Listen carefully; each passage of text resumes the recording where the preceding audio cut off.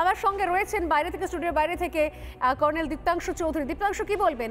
অভিনন্দন বর্তমান ফিরে এসেছিলেন সসম্মানে, ভারতের দাপুটে ছিল আগুনের গোলা, ফিরে এসেছেন আরেক বিএসএফ জওয়ান, আজকে প্রত্যাবর্তন হলো পিকে সাউয়ের।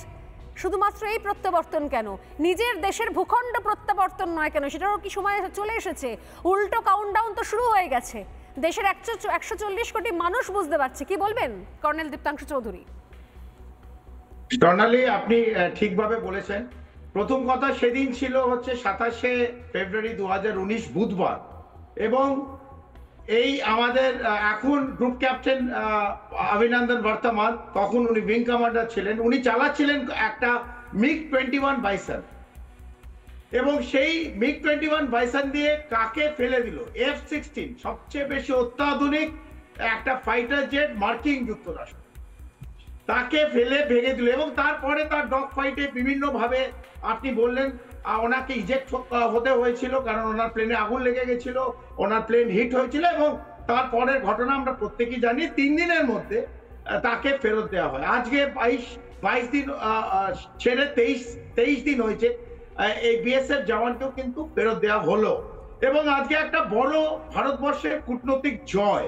ইট is a big day for India. যখন অপারেশন সিন্দুর চলছিল একদিকে, পেছনে কিন্তু ভারত ছেড়ে দেয়নি, প্যারালালি এই কূটনৈতিক একটা লড়াই সেই দিকেও চলছিল। এবং আজকে তার রেজাল্ট যে 22 দিন ছেড়ে 23 দিনের মাথায় আমাদের বিএসএফ জওয়ান ভারতবর্ষে ফেরত এসছেন।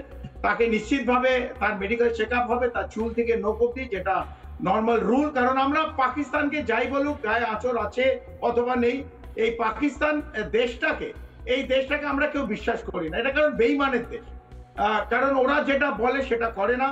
জেনিভা কনভেনশন, যদিও এটা পিওডব্লিউ নয়, তাও জেনিভা কনভেনশন 1949 আমি শিওর যে ওরা মানে না। এবং আমাদের আজকের দিনও বহু পিওডব্লিউ আছে পাকিস্তানে, যাদের কথা আমরা কেউ জানি না। তারা একটা কুঠুরিতে আজকের দিনও হয়তো বেঁচে আছে, এবং তাদের কথা বাইরে আমাদের প্রকাশ আজ পর্যন্ত করা হয় না। সেই দিক থেকে আপনি ঠিক বলেছেন, পাক অধিকৃত কাশ্মীর সময় হয়েছে আমাদের এই যে ঐতিহাসিক ভুল যা হয়েছিল 1947-48-এ, পাক অধিকৃত কাশ্মীর আমাদের জমি।